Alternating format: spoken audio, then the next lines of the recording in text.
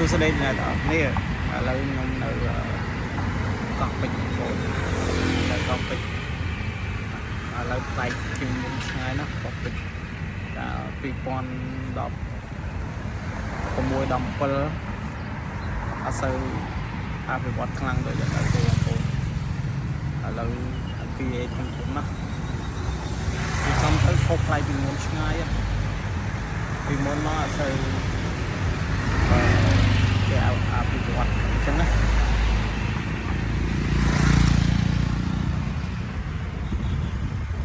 នៅក្រោយខ្នងណាវាធំវែងមក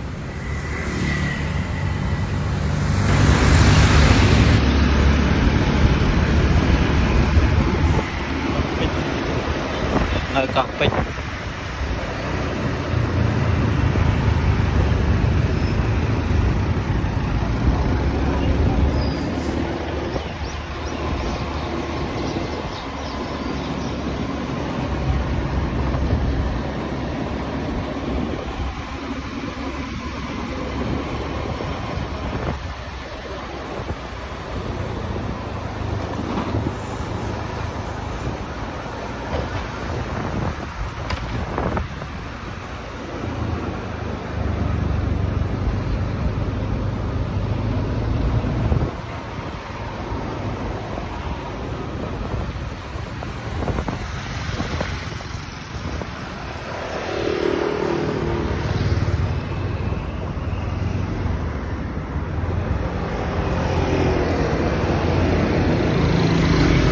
ជុំលេងសិនមើលចាំទៅ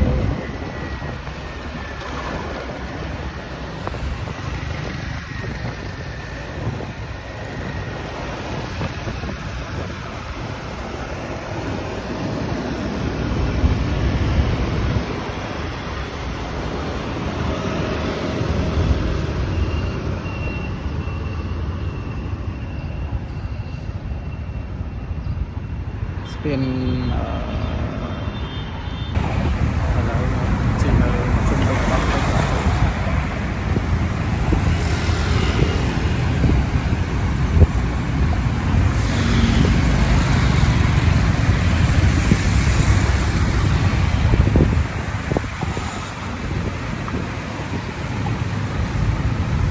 បែកច្រើនណាស់បងប្អូនអឺវា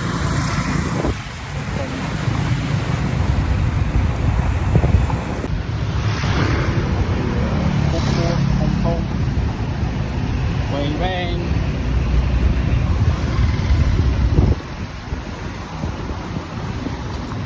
อะไรนี่គេอะไรអូជីកកណ្ដោះទៀត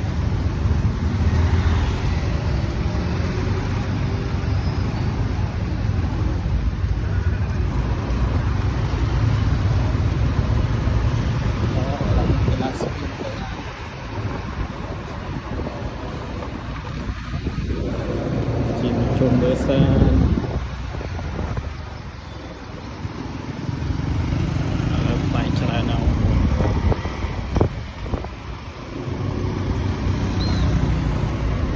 ច្រើនណាស់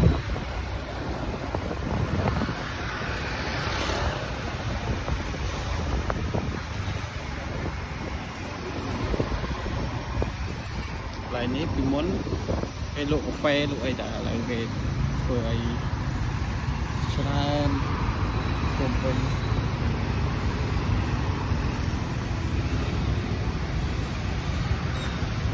កន្លែងនេះគឺកន្លែងលេងអីចឹងណាថ្មីជិះលេងចឹងណាស្រស់ស្អាតកន្លែងកម្សាន្តនៅកោះពេជ្រ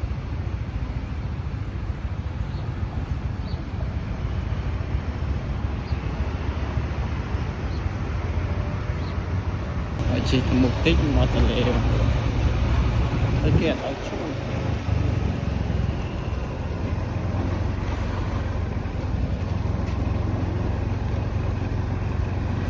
អានេះយើងคุยលេងបានដែរ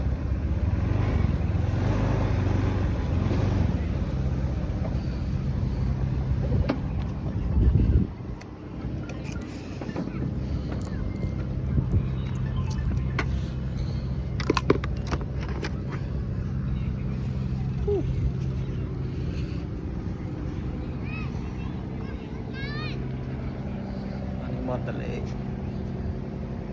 គេហាទឹកអូតែស្ពានឆ្លងស្ពានទៅនោះ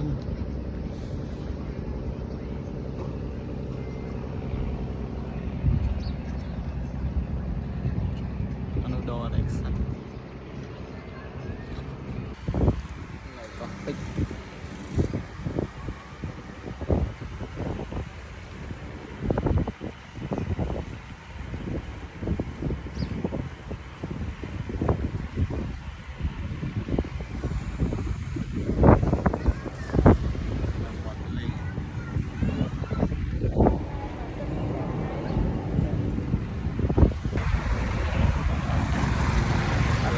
យើងទៅវិញហើយដោយសារ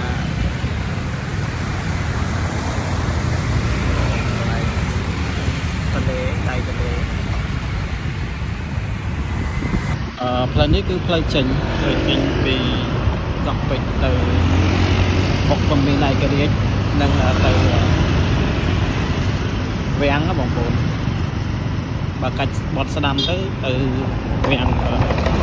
បើទៅត្រង់ទៅពំមានឯករាជ្យទៅទៅពូលពំមានឯករាជ្យ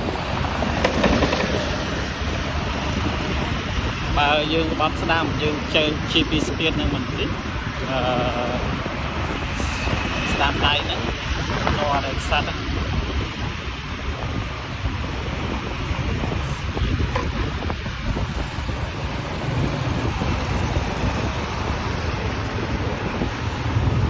Nagawa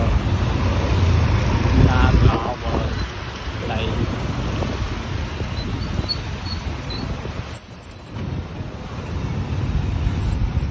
ស្មាននឹងគេចេញពីធ្វើការស្ទើរនោះទៅមុខផងមានឯករាជ្យអត់ស្ដាំបន្តិចទៅដល់អេកសាន់ពេលយើងជិះទៅមុខអត់ស្ដាំយើងទៅមុខវាំង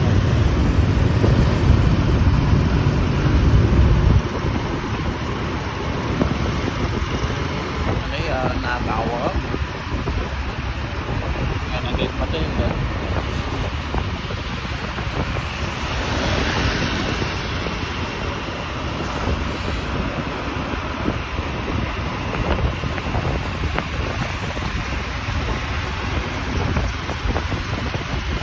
desa Percian ada yang nonton video open up gue subscribe ya ដើម្បីទទួលបានវីដេអូខ្ញុំបានរ៉ាយត្រាយ